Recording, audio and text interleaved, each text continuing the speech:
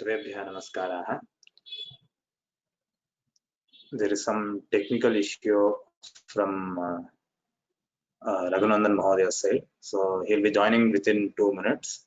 So till then, we'll start with the Mangalam.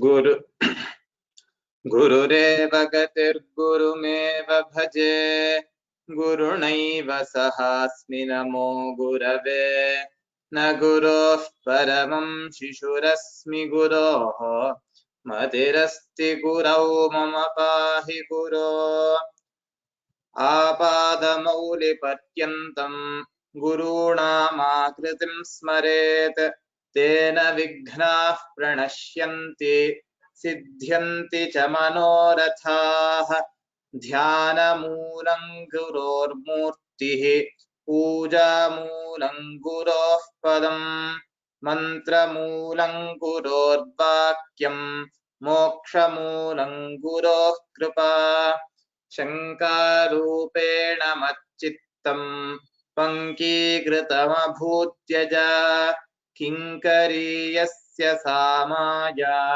शंकराचार्यमाश्रये प्रणम्य परमात्मानं श्रीविद्यातीर्थरूपिणं प्राचीनशंकरजये सारः संगृह्यते स्फुटम्.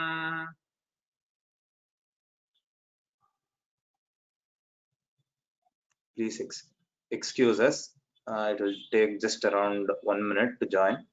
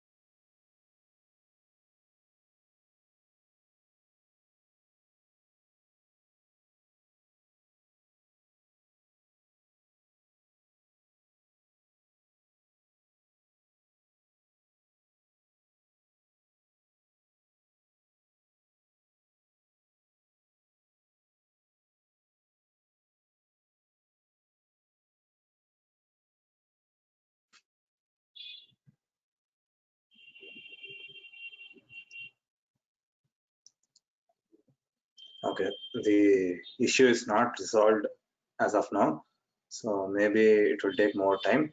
So by the time the teacher joins, we'll start with the revision of previous class verses. So those who want to recite the previous verses, please raise your hands.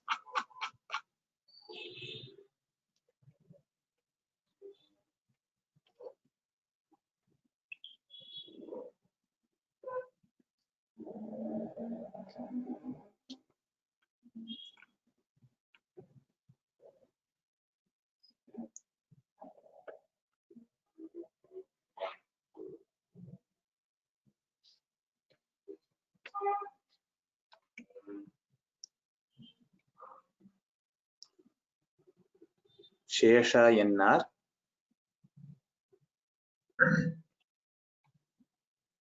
नमस्कारः. नमस्काराः. श्लोक महोदय? 169th. असावसंगोऽपि.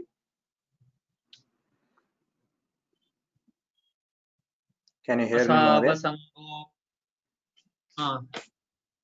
असावसंगोऽपि ददाद्रचेताः कामाह मोहान्त तपोतमोपहर्ता अम्बायमस्यत्र शुचं जहीहि प्रभो हि किं ते करवाणि कृत्यम्.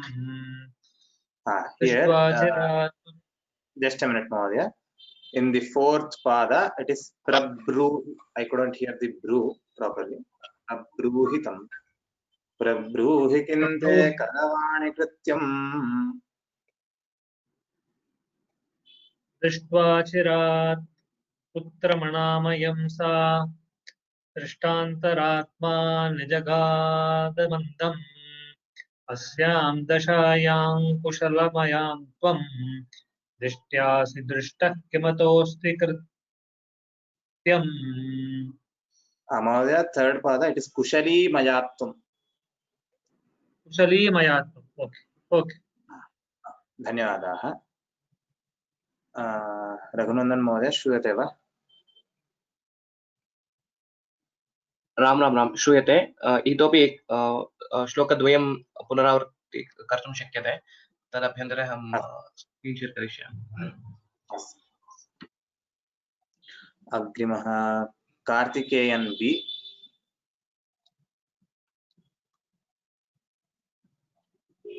कार्तिकेयन् B, you are self muted. Namaste Mahodaya. Namaste. Which shloka? The next consecutive one. Itaf param putraka gotrametat podunna shaknomi jarati shirnam samskritya shastrodita vartmanatvam sadvritramam prapaya punya lokan. Here in the first pada, it is not gotra, it is gatra. Itaf param putraka gatra metat. Can you recite the first pada once again? Itaf param putraka gatra metat. Gatra. Dhanyavadaha. Would you like to chant the next verse also? Yes, ma'am. Tata Sharachandramarichirochihi Vichitra Pariplavaketannatyam Vimanamādāya Manojñarūpam Pradurbabhuvah kila Vishnudūtāha. Pradurbabhuvuh kila. Yes, ma'am. Pradurbabhuvuh kila Vishnudūtāha. Good. Dhanyavadaha. Well recited. Next, Chakradhara NR. Namaskaraha. Namaste.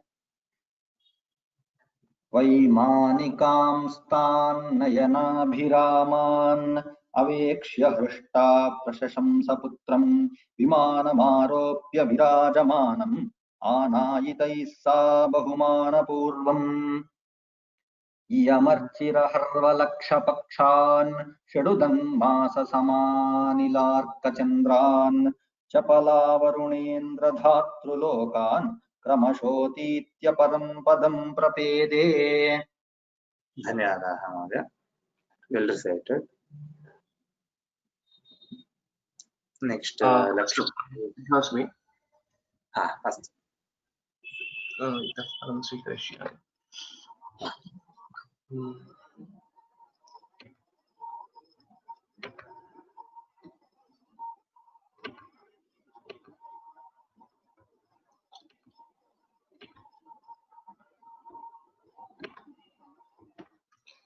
Ram Ram Ram सर्वेभ्यः. सर्वेभ्यः स्वागतं व्याहरामि. कृपया क्षम्यताम्. There was a technical issue because of which I couldn't log in on time.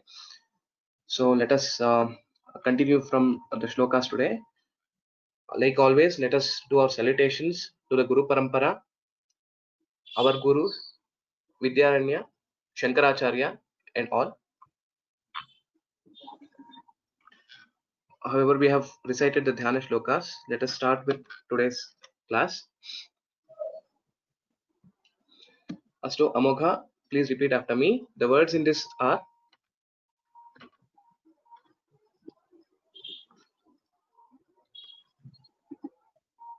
Shanam.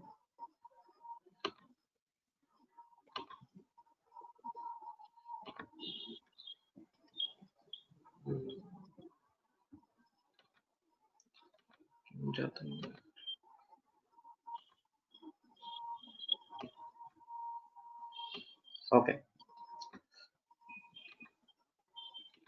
Suradhama sa tatra karayitva paravidya charananusari chitram apavarya cha tantrikan atanit bhagavatyaha shruti sammatam saparyam. These are the words in this.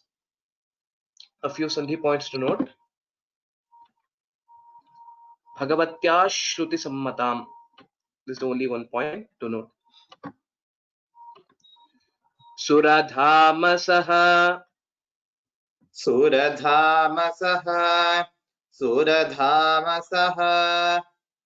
tatra karayitva paravidyacarana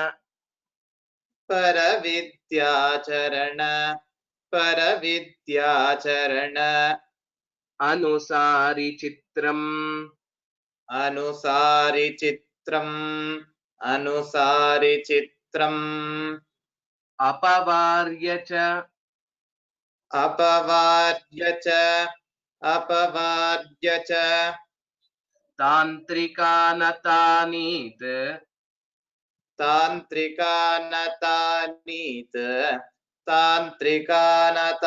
cha tantrikanatanit bhagavatya shruti sammatam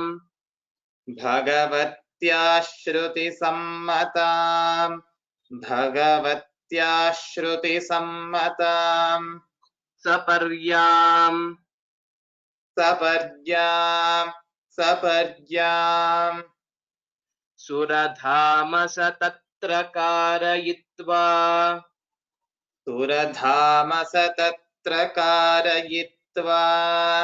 Suradhamasa tatra karayitva paravidyacharananusari chitram apavarya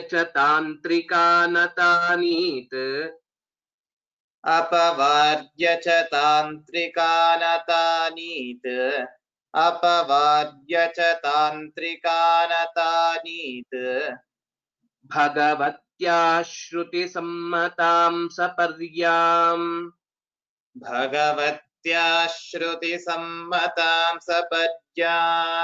bhagavatya shruti sammatam saparyam.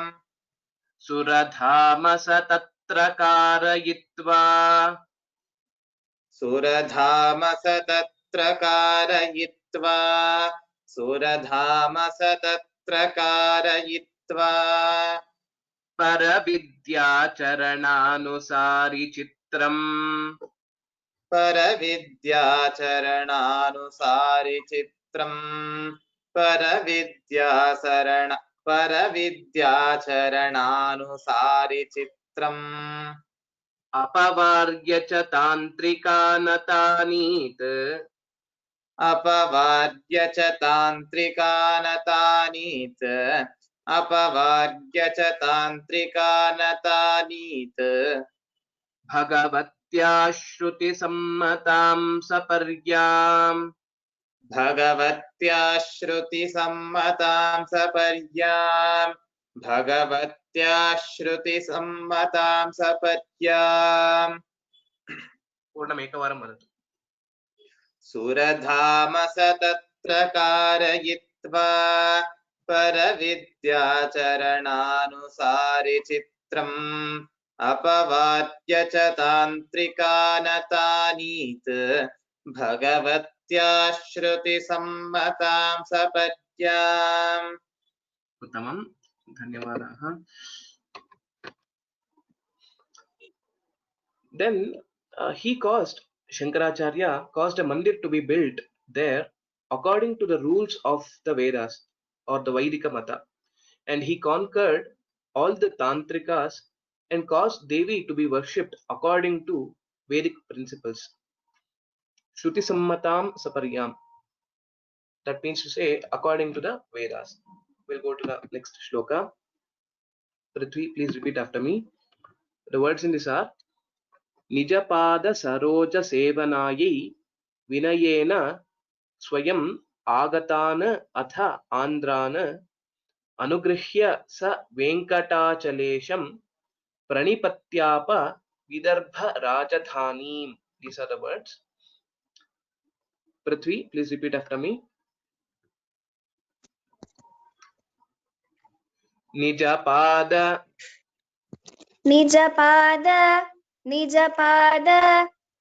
Saroja Sevanayai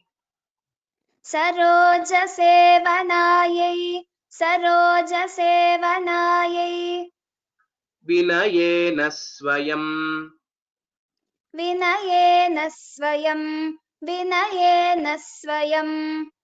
Agatanathandran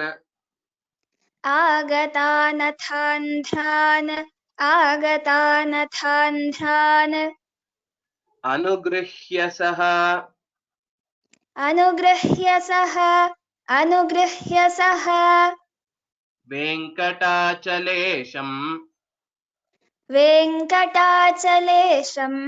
Venkatachalesham Pranipatyapa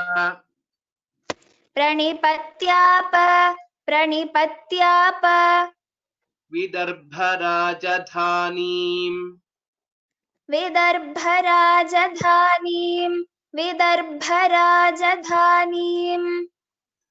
Nijapada Saroja Sevanayai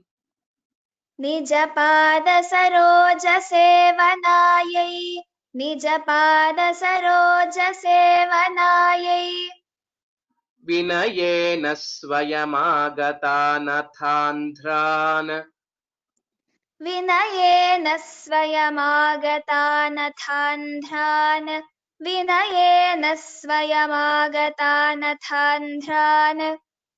Anugrihya Sa Venkatachalesham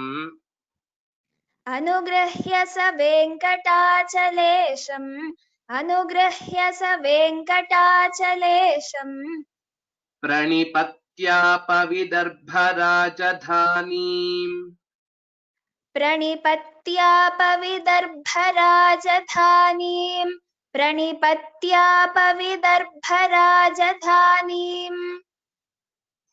Nijapada Saroja Sevanayai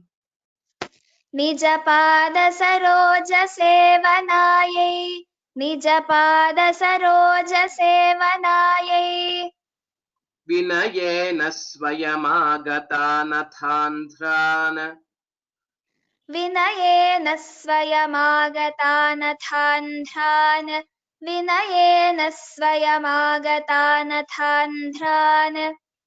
Anugrihya Sa Venkatachalesham अनुगृह्य स वेङ्कटाचलेशम् अनुगृह्य स वेङ्कटाचलेशम् प्रणिपत्यापविदर्भराजधानीम् प्रणिपत्यापविदर्भराजधानीम् प्रणिपत्यापविदर्भराजधानीम् निजपादसरोजसेवनायै विनयेन स्वयमागतानथान्ध्रान् अनुगृह्य स वेङ्कटाचलेशम् प्रणिपत्यापविदर्भराजधानीम् Uttamam. Shankara was respectfully worshipped by the Andhras who, when he came to them and he blessed them, he worshipped the Lord of Venkatachala and went to the kingdom of Vidarbha, Vidarbha Rajaranim, or the capital of Vidarbha. We'll go to the next shloka. The words in this are Yatiradatha Teshu Teshu Desheshu Iti Pashandaparan Dvijan Vimathnan Aparanta Maharnavopakantham Pratipede Prativadi Darpahanta. These are the words. So while teaching, I will split it as Desheshu and Iti Pashandaparan, but while telling it together, we will have to tell it completely so that there will be no Chandobhanga. Amogha, please repeat after me. Yatiradatha Yatiradatha Yatiradatha Teshu Teshu Desheshu Teshu Teshu Desheshu Teshu Teshu Desheshu Iti Pashandaparan Iti Pashandaparan Iti Pashandaparan Dvijan Vimathnan Dvijan Vimathnan Aparanta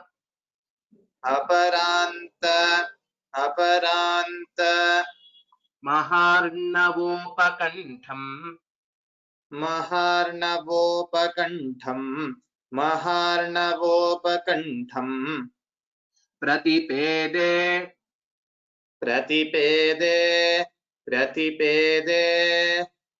Prativadi Darpahanta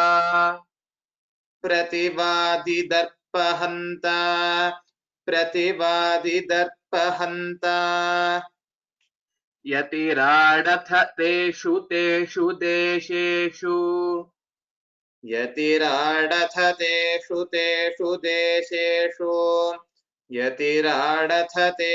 Teshu Desheshu Iti Pashandaparan Dvijan Vimathnan Iti Pashandaparan Dvijan Vimathnan Iti Pashandaparan Dvijan Vimathnan Aparanta Maharnavopakantham Aparanta Maharnavopakantham Pratipede Prativadi Darpahanta Pratipede Prativadi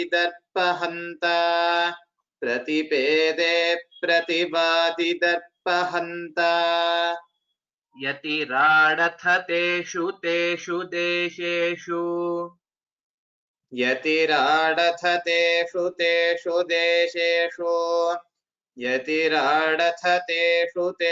Desheshu Iti Pashandaparan Dvijan Vimathnan Iti Pashandaparan Dvijan Vimathnan Iti Pashandaparan Dvijan Vimathnan Yatiradatha Teshu Teshu Desheshviti Pashandaparan Dvijan Vimathnan Yatiradatha Teshu Desheshviti Pashandaparan Dvijan Vimathnan Yatiradatha Teshu Desheshviti Pashandaparan Dvijan Vimathnan अपरान्तमहार्णवोपकण्ठम् अपरान्तमहार्णवोपकण्ठम् अपरान्तमहार्णवोपकण्ठम् प्रतिपेदे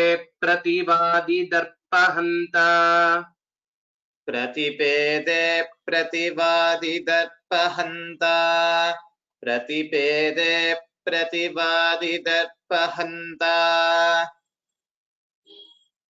यतिराडथ तेषु देशेष्विति पाषण्डपरान्द्विजान्विमथ्नन् अपरान्तमहार्णवोपकण्ठम् प्रतिपेदे प्रतिवादिदर्पहन्ता. Uttamam. In all the lands, he rebuked the Brahmanas who had fallen into heretical ways. Defeating all rivals in the debate, he reached the Western Ocean. In this sarga, we are actually seeing all the Digvijaya Karyas of Shankaracharya. From after he won over Mandana Mishra, he started traveling to all the Tirtha Kshetras, and thereby he proposed his Vedanta philosophy, Advaita Vedanta, and he also defeated all the other Prativadis. We'll go to the next shloka. The words in this are Bahula Brahmavanayam Jadatma Sumanobhihi Mathitascha Purvameva Iti Sindhumupekshya Saha Kshamavan Iva Gokarnam Udaradhihi Pratasthe. These are the words. Few points of Sandhi to note. Dhif Pratasthe, and here Brahmavanayan Jadatma. The Anuswara will change into the fifth letter of Chavarga, which is Cha Cha Ja Ja Nya. Prithvi, please repeat after me.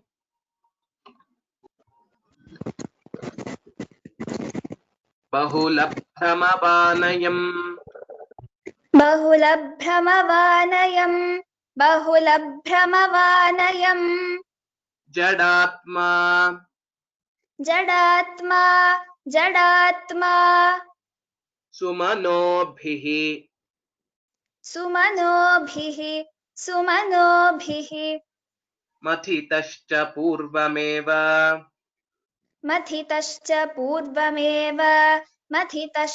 पूर्वमेव Iti Sindhumupekshya इति सिन्धुमुपेक्ष्य Sakshamavan सक्षमावान् Iva Gokarnamudarad Iva Gokarnam इव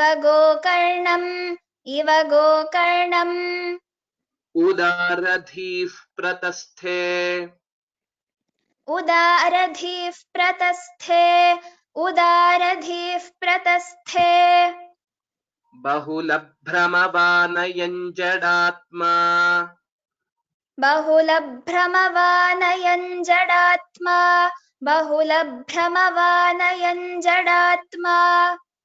Sumanobhirmathitascha Purvameva सुमनोभिर्मथितश्च पूर्वमेव Iti Sindhumupekshya Sakshamavan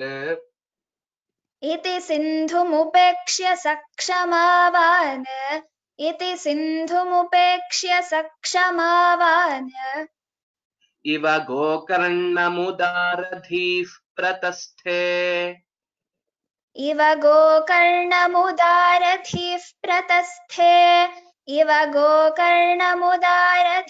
प्रतस्थे Bahulabhramavanayan Jadatma बहुलभ्रमवानयन्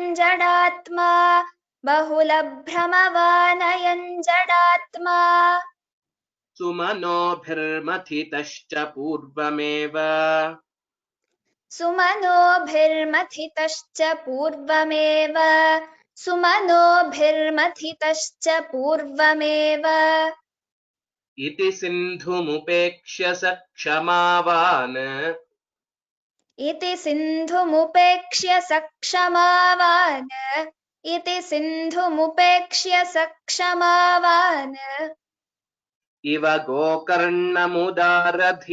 प्रतस्थे इव गोकर्णमुदारधीः प्रतस्थे इव गोकर्णमुदारधीः प्रतस्थे बहुलभ्रमवानयन् जडात्मा सुमनोभिर्मथितश्च पूर्वमेव इति सिन्धुमुपेक्ष्य स क्षमावान् इव गोकर्णमुदारधीः प्रतस्थे Uttamam. With the roar of the mighty waves, the sea was under delusion that it was powerful and important. But he serenely ignored that and, being tolerant, proceeded on directly to Gokarna. So Kshamavan, so he was very tolerant about this fact, and he still proceeded to Gokarna. That is the saramsha of this shloka. We'll go to the next shloka. The words in this are Avagahya Saritpatim Saha Tatra Priyamasadya Tushara Shaila Putriyaha Stavasattamam Adbhutartha Chitram Rachayamasa Bhujanga Vrittaramyam. These are the words in this. Amogha, please repeat after me. Avagahya Avagahya Avagahya Saritpatim Satatra Saritpatim Satatra Saritpatim Satatra Priyamasadya Priyamasadya Priyamasadya Tushara Shaila Putriyaha Tushara Shaila Putriyaha Tushara Shaila Putriyaha Stavasattamam Stavasattamam Stavasattamam Adbhutartha Chitram Adbhutarthachitram Adbhutarthachitram Rachayamasa Rachayamasa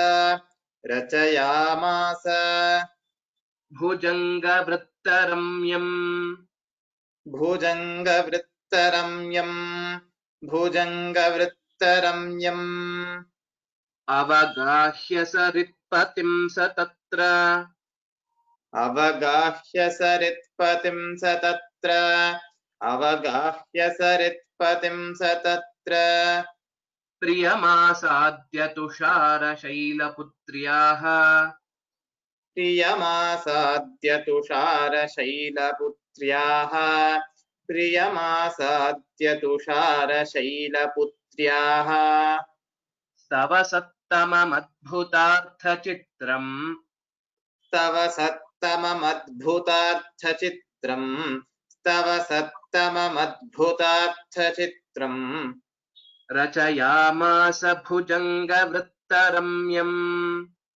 Rachayamasa Bhujanga Vrittaramyam Rachayamasa Bhujanga Vrittaramyam Avagahya Saritpatim Satatra Avagahya Saritpatim Satatra Avagahya Saritpatim Satatra Priyamasadya Tushara Shaila Putriyaha Priyamasadya Tushara Shaila Putriyaha Priyamasadya Tushara Shaila Putriyaha Stavasattamam Adbhutartha Chitram Tava Sattamam Adbhutartha Chitram Tava Sattamam Adbhutartha Chitram Rachayamasa Bhujanga भुजङ्गवृत्तरम्यम् रचयामास भुजङ्गवृत्तरम्यम् रचयामास भुजङ्गवृत्तरम्यम् अवगाह्य सरित्पतिं स तत्र प्रियमासाद्य तुषारशैलपुत्र्याः तव सत्तममद्भुतार्थचित्रम् रचयामास भुजङ्गवृत्तरम्यम् Uttamam. Having bathed in the ocean, in the loving presence of the consort of Shailaputri, that is Shiva, the consort of Parvati, he wrote wonderful verses of praise adorned with poetic tropes in the Bhujanga Vritta. So this famous shloka is called as Shiva Bhujangam. If you know, Shankaracharya has written multiple shlokas in Bhujanga Vritta. A few of them to note are the Subramanya Bhujangam and even Ganesha Bhujanga Prayata Stotram, and similarly Rama Bhujanga Prayata Stotram, and so on. Of them, this is the Shiva Bhujanga Prayata Stotram. We'll go to the next shloka. The words in this are Yaminam Rishabhena Neelakantham Jitamakarnya Manishi Dhurya Vargyam Sahasodayanadayaha Kavindraha Paramadvaita Mushascha Kampire Sma Mushaha Chakampire Sma. That is how the split will be. A few Sandhi points to note. Udayanadayah Kavindraha Sahasa Udayanadayah Kavindraha Sahasodayanadayah Kavindraha. Prithvi, please repeat after me. Yaminam Rishabhena यमिनां वृषभेण यमिनां वृषभेण Neelakantham नीलकण्ठं नीलकण्ठं Jitamakarnya जितमाकर्ण्य जितमाकर्ण्य Manishidhurya Vargyam मनीषिधुर्यवर्यं Sahasodayanadayah सहसोदयनादयः Kavindraha कवीन्द्राः Paramadvaitamushaha परमद्वैतमुषः Chakampire Sma चकम्पिरे स्म Yaminam Rishabhena Neelakantham यमिनां वृषभेण नीलकण्ठं यमिनां वृषभेण नीलकण्ठं Jitamakarnya Manishidhurya Varyam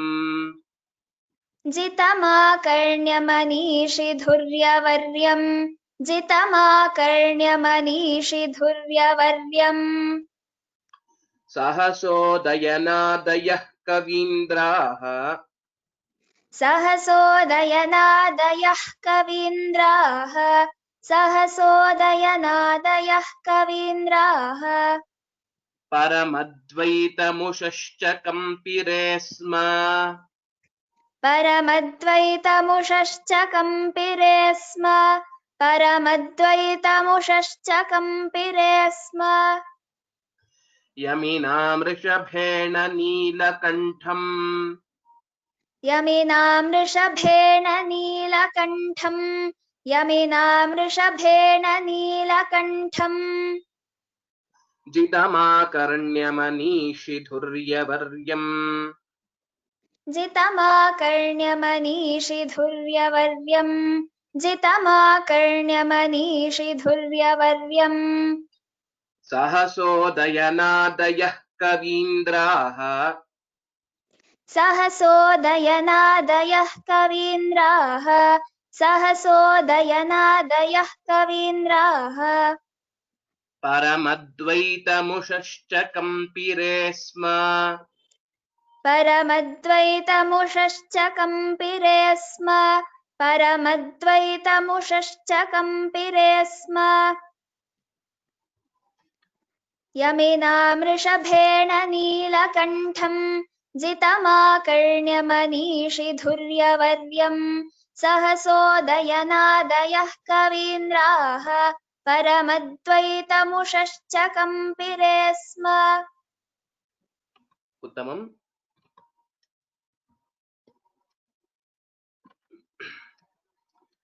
Hearing that the most respected thinker Nilakantha was defeated by the bull of the restrained Yaminam Rishabhena, that is Shankara, the laughter of the kings of poets such as Udayana, etc., the chief duelists, Paramadvaita Mushaha, became tearfully trembling.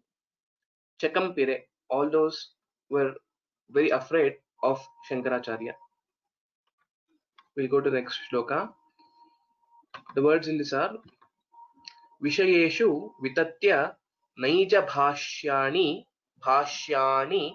atha saurashtra mukheshu tatra bahudha vibudhaihi prashasyamanaha bhagavan dwaravatim purim vivesha. These are the words. Few sandhi points. Vibudhaih prashasyamanaha and Purim Vivesha. There will be a nasal vakara that we'll have to pronounce when we tell it together. Amogha, please repeat after me.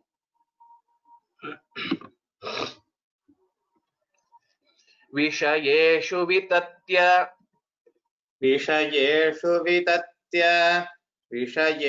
वितत्य naija bhashyani नैज भाष्याणि atha saurashtra mukheshu अथ सौराष्ट्रमुखेषु तत्र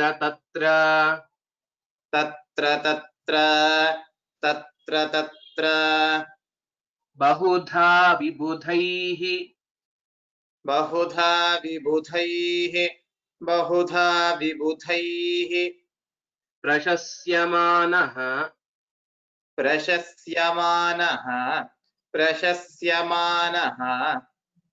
भगवान् द्वारवतीम्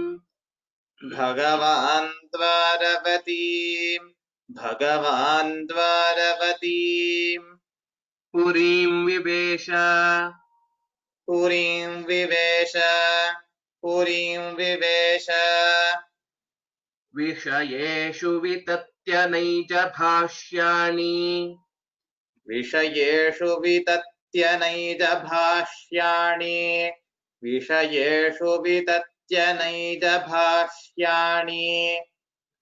अथ सौराष्ट्रमुखेषु तत्र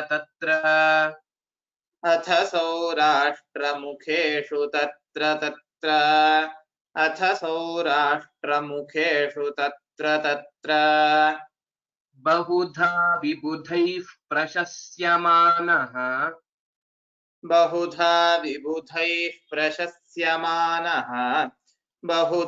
विबुधैः प्रशस्यमानः भगवान् द्वारवतीं पुरीं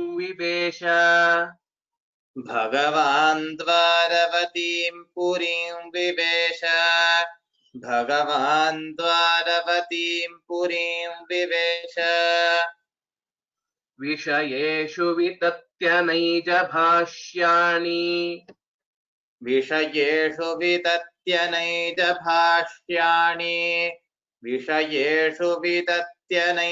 भाष्याणि अथ सौराष्ट्रमुखेषु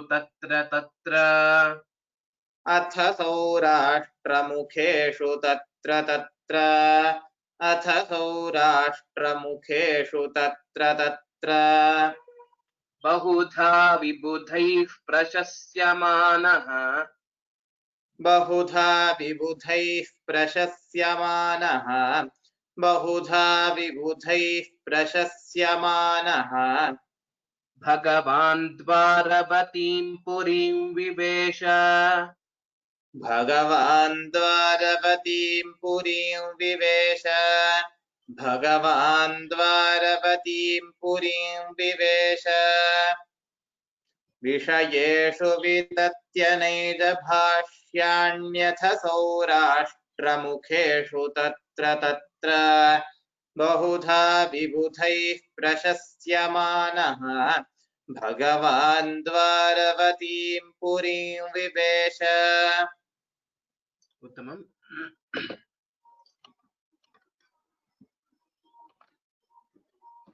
He extended the spread of his commentaries to Saurashtra and beyond. Praised by many wise men, Bhagavan Shankara reached the city of Dwaraka. We'll go to the next shloka. The words in this are Nija Shishya Padam Gatan Udichyana Iti Kritvatha Videha Kaushaladhyaihi Vihitapachitihi Tathanga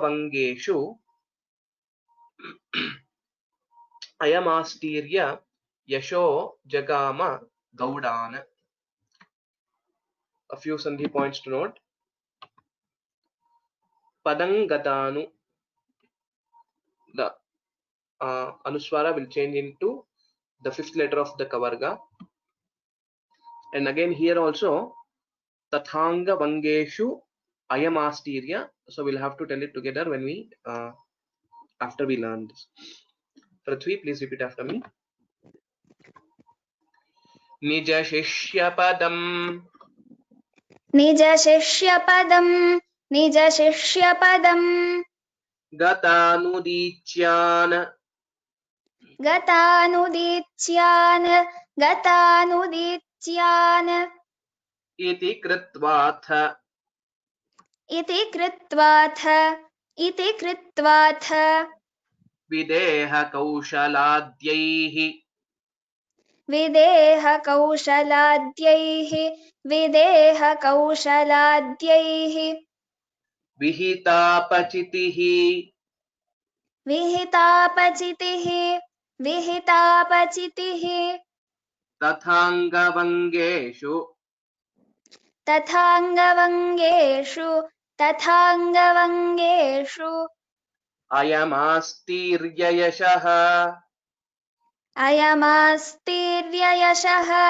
अयमास्तीर्ययशः Jagama Gaudan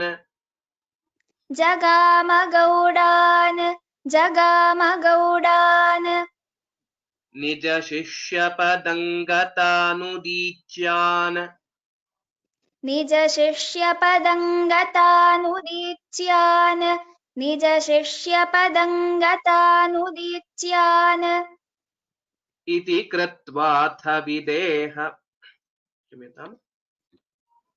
Iti Kritvatha Videha Kaushaladhyaihi इति कृत्वाथ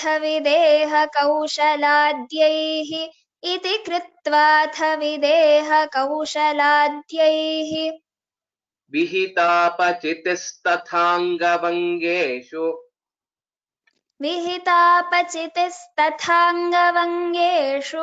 विहितापचितिस्तथाङ्गवङ्गेषु Ayamastirya Yasho Jagama Gaudan अयमास्तीर्ययशो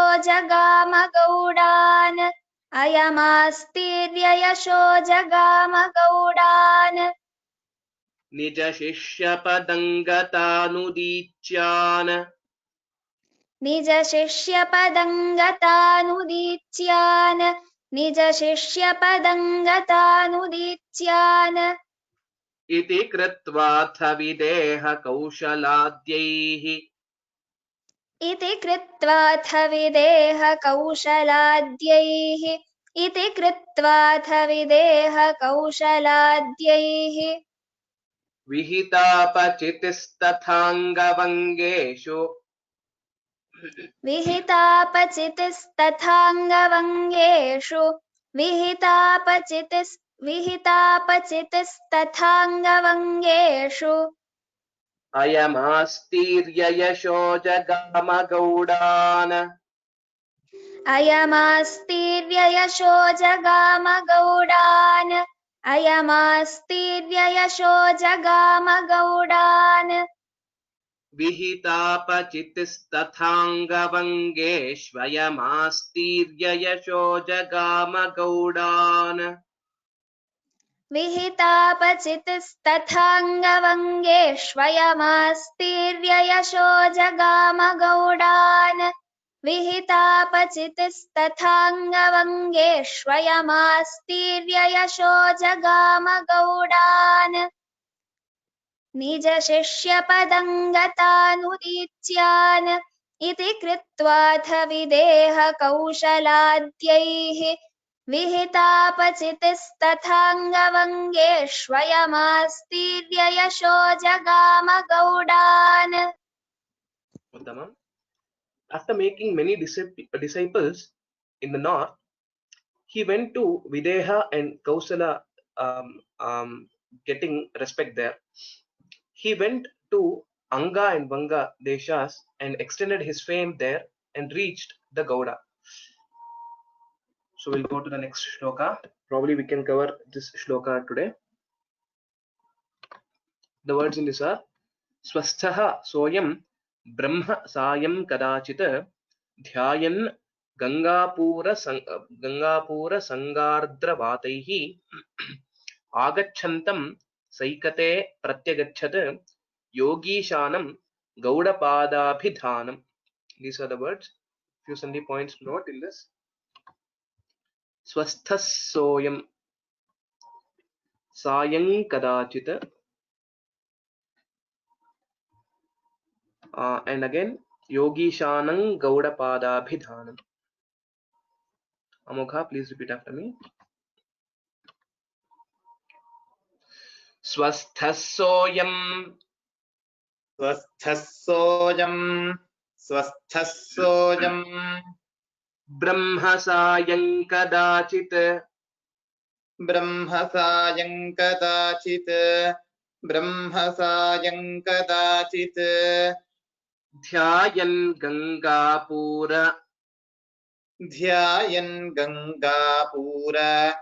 ध्यायन् Gangapur संगार्द्रवातैः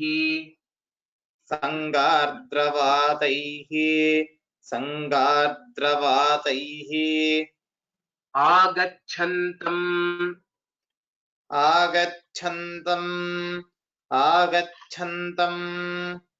सैकते प्रत्यगच्छत्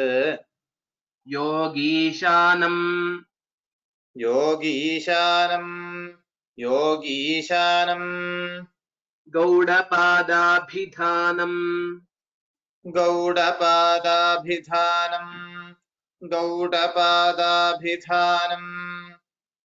स्वस्थस्सोऽयं ब्रह्मसायं कदाचित्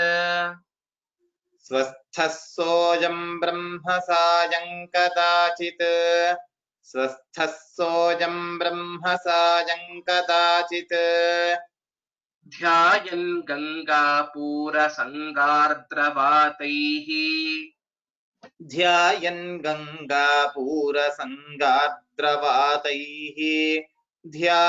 गंगापूरसंगार्द्रवातैः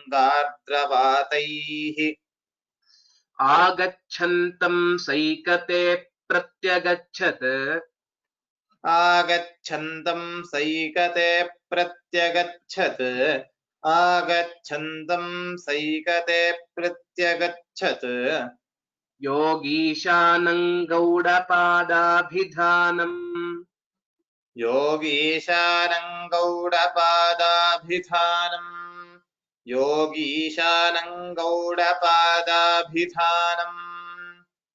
स्वस्थस्सोऽयं ब्रह्मसायं कदाचित् स्वस्थः सोऽयं ब्रह्म सायं कदाचित् स्वस्थः सोऽयं ब्रह्म सायं कदाचित् ध्यायन् गङ्गापूरसङ्गार्द्रवातैः ध्यायन् गङ्गापूरसङ्गार्द्रवातैः ध्यायन् गङ्गापूरसङ्गार्द्रवातैः आगच्छन्तं सैकते प्रत्यगच्छत् आगच्छन्तं सैकते प्रत्यगच्छत् आगच्छन्तं सैकते प्रत्यगच्छत् योगीशानं गौडपादाभिधानम् योगीशानं गौडपादाभिधानम् योगीशानं गौडपादाभिधानम् स्वस्थः सोऽयं ब्रह्म सायं कदाचित् ध्यायन् गङ्गापूरसङ्गार्द्रवातैः आगच्छन्तं सैकते प्रत्यगच्छत् योगीशानं गौडपादाभिधानम् Uttamam. After he recovered his health, so some of the shlokas in this short work have been omitted from the original Madhaviya Shankara Digvijaya. So there is an instance wherein some of the Kapalikas by the name Navagupta had cursed Shankaracharya with a very difficult ailment, and after that, through Padmapadacharya, through his worship and Narasimha Upasana, Shankaracharya was cured. So after he recovered his health, that is in short what happened. One evening he went to contemplate on Brahman, and then on the wet sandy banks of the Ganga, when the lord of yogis called Gaudapada arrived. So with this we will conclude today's class. I will recite all the shlokas that we have learned today. I request all the students to raise your hands so that after my recitation we can do the revision.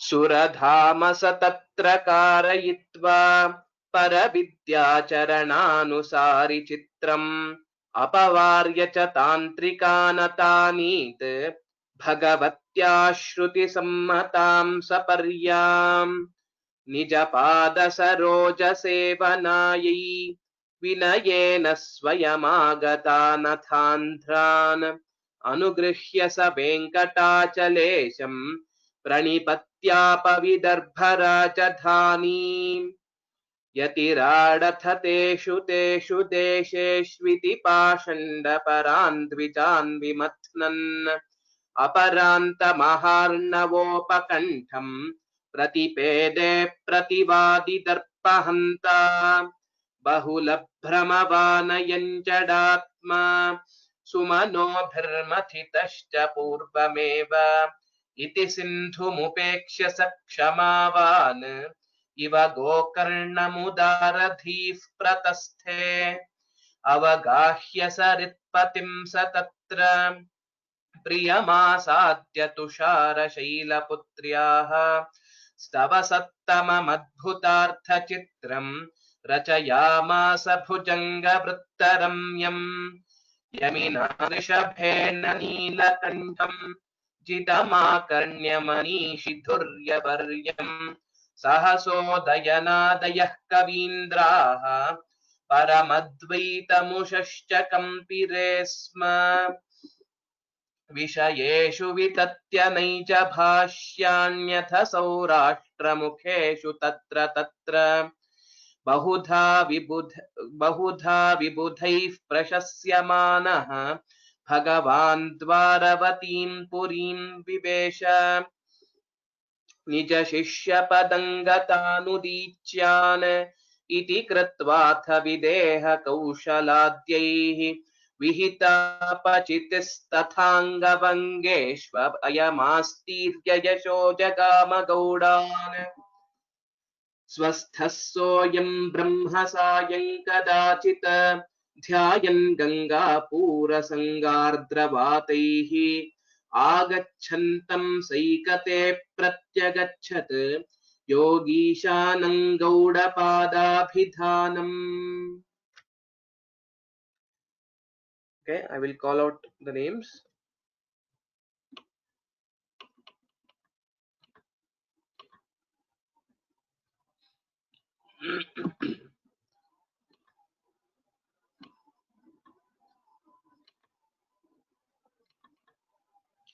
Okay, Chakradharinar Mahodaya.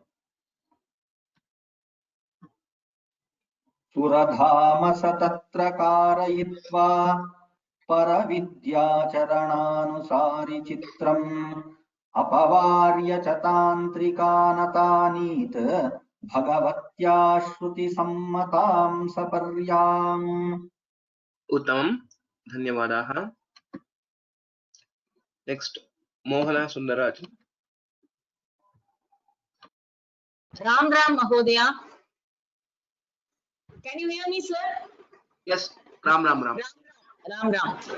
निज पाद सरोज सेवनायै विनयेन स्वयमागतानतान्द्राम् अनुग्रहस्य वेङ्कटाचलेशं प्रणिपत्यापविदर्भराजधानीम्.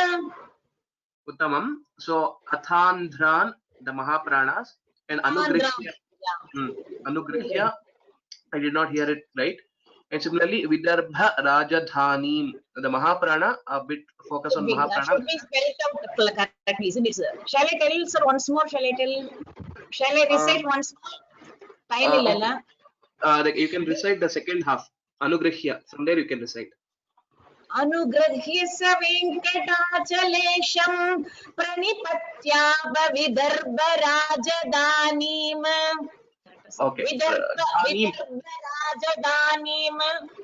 Okay. You don't have to tell it as Dhanim. It is almost sounding as a full makara. Dhanim is sufficient. Okay. Dhanim. Okay. Yeah. Thank you, sir. Dhanyavadaha. Dhanyavadaha. Jaladhar.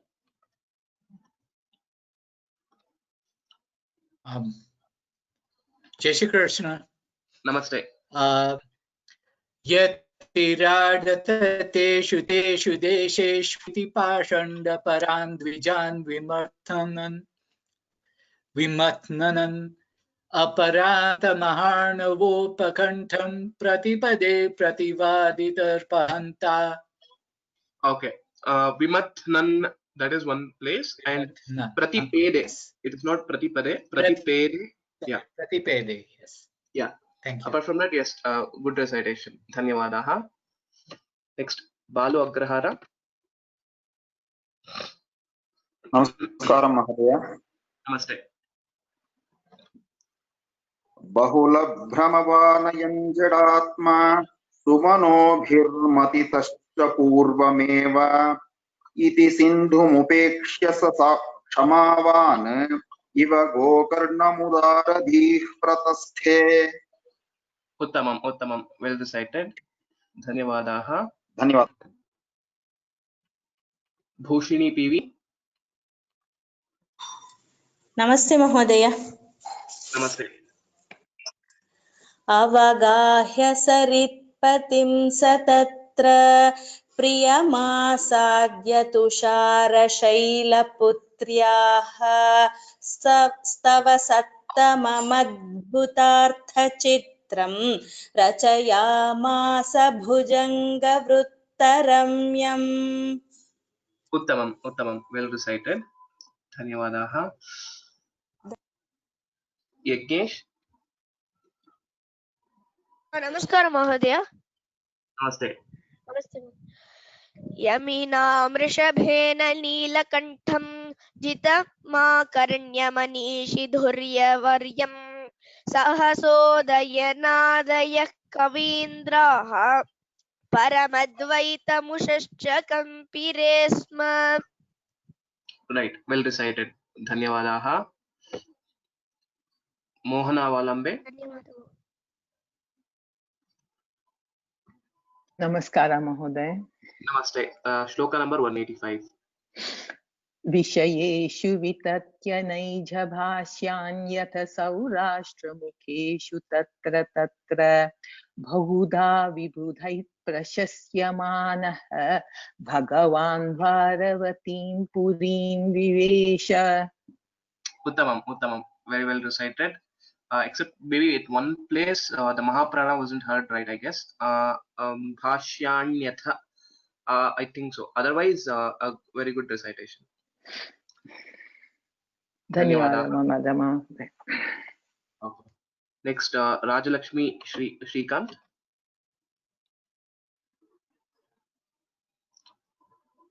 Namaste Mahodaya. Namaste.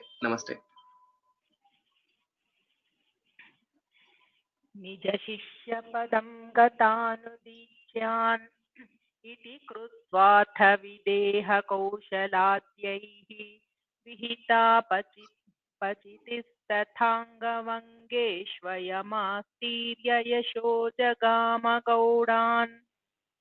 Uttamam, can you just repeat the third pada? Vihita पचितिस्तथाङ्गवङ्गेष्वयमास्तीर्य यशो जगाम गौडान्. Uttamam. Very well recited. The first time I did not hear the third pada correctly, maybe due to network issue maybe.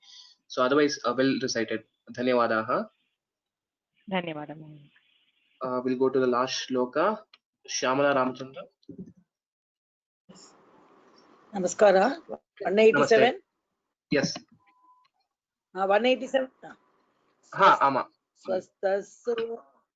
स्वस्तसोऽयं ब्रह्म सायं कदाचित् ध्यायन् गङ्गापूर सङ्गार्द्रवातैः आगच्छन्तं सैकते प्रत्यगच्छत् योगीशानं गौडपादाभिधा. Uttamam, well recited. Mainly you need to focus more on the Mahapranas.